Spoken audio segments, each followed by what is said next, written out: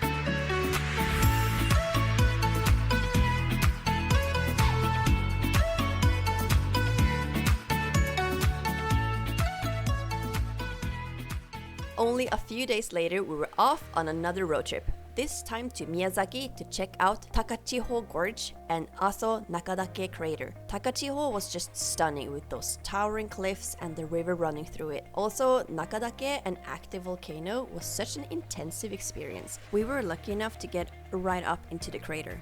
Then it was time to say goodbye to Leanne and Marsha as I headed to Tokyo to pick up my husband. I hadn't seen him in 5 months, so it was such a happy moment to finally be reunited. We spent some time with Chisa and her family before heading off on our own travels. Our first stop was Team Lab Planets in Tokyo. Walking through those immersive art installations was unreal. It's like you're a part of the artwork with lights, water and sounds all around you. We also visited the Art Aquarium Museum in Ginza, where you get to see those beautiful fish in these artistic, almost futuristic tanks. Next, we went to Nakatsugawa and hiked part of the Nakasendo Trail. This old route used to connect Tokyo and Kyoto. The hike took us through these beautiful little post towns and lush forests, and it really felt like stepping back in time.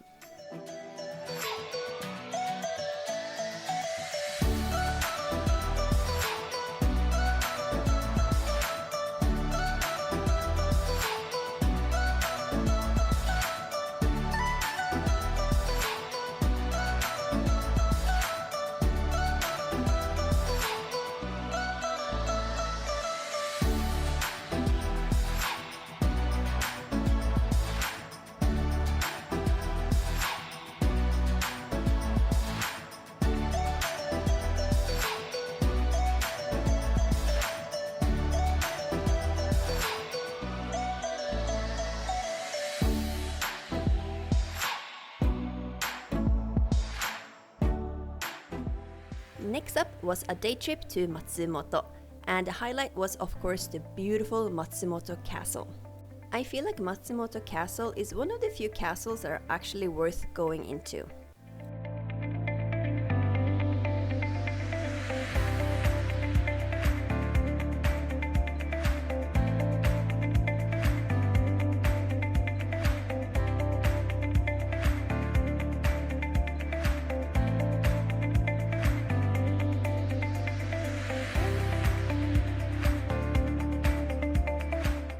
Matsumoto is famous for their miso, so we went to visit one of the old miso breweries, and we actually ended up getting a free tour. The highlight was to eat miso ice cream, and it tasted really good. It actually reminded me a lot of Norwegian brown cheese.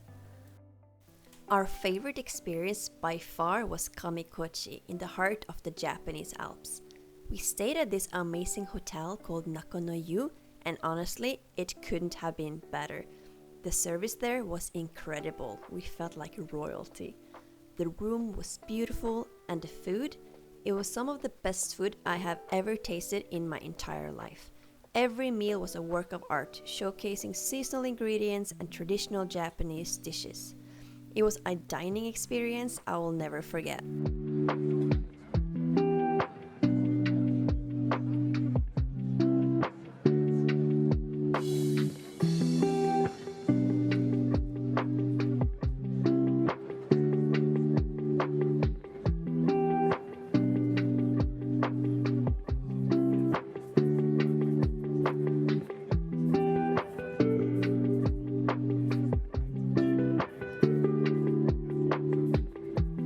Kamikochi itself is a stunning highland valley, known for its crystal clear rivers, towering mountains, and scenic hiking trails. It's a part of the Chubu Sengaku National Park, and people come here for the breathtaking views of the Hotaka mountain range and the iconic Kappa Bridge. The area is especially popular in spring and summer when the lush greenery is at its best. Kamikochi's pristine beauty and peaceful atmosphere made it feel like we'd stepped into another world. It's definitely a must-visit for nature lovers.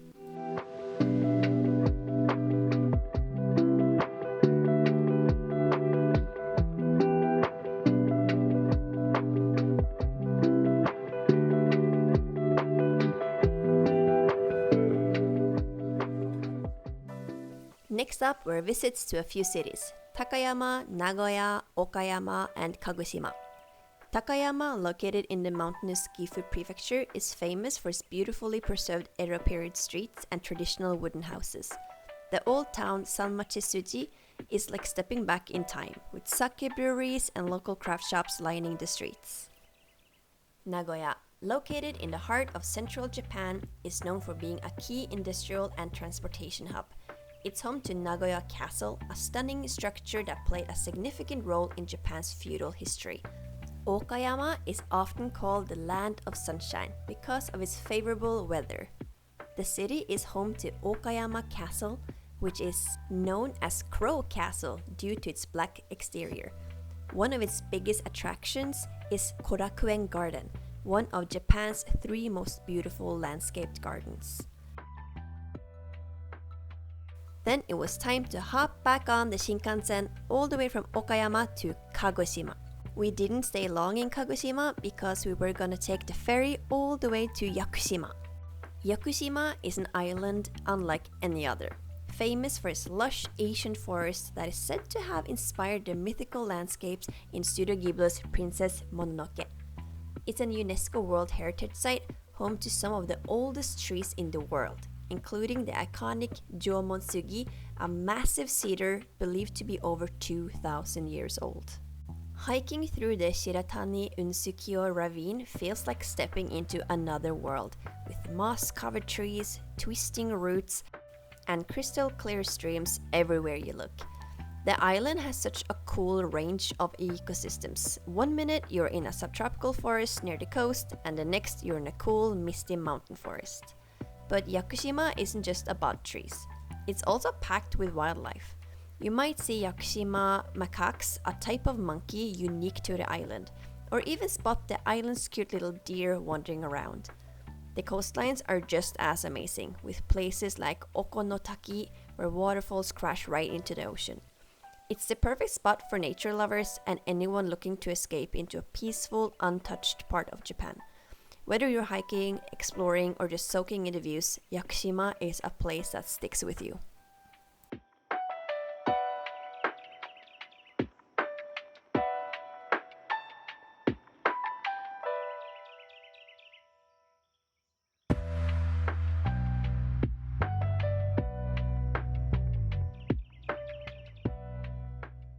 Fukuoka was a bit of a breather for us after all the traveling. We were feeling some serious travel fatigue at that point, so we didn't do too much other than exploring the city a little bit. The highlight of our time there was gearing up for a road trip to Mount Kirishima. Mount Kirishima is actually a group of active volcanoes that rise to about 1,700 meters. We couldn't hike as far up as we wanted to because it was actually closed off because the volcano was too active at that point. After our time in Fukuoka, we headed to Tokyo and settled in Asakusa. This area is a perfect blend of old and new, with the iconic Senjoji Temple and its centerpiece. It's actually one of the oldest temples in Tokyo. We loved wandering around, soaking in the vibrant atmosphere and trying some delicious street food. As I wrap up this month's adventure, I can't believe how much I got to do in just a few weeks.